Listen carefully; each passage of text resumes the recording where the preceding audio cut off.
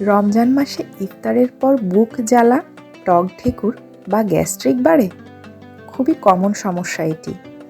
আমি আজ বলছি রোজায় গ্যাস্ট্রিক কমানোর কয়েকটি মেডিকেলি প্রুভেন উপায়। ১. সেহরি। সেহরি কখনো বাদ দেবেন না। ওটস, কলা, ডিম বা দই রাখুন পাতে।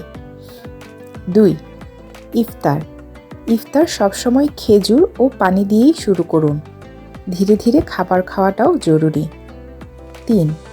ভাজাপোড়া কমান। ভাজাপোড়া কমিয়ে আনুন। অল্প তেলে রান্না বা যদি সম্ভব হয় সেদ্ধ খাবার বেছে নিন। ৪.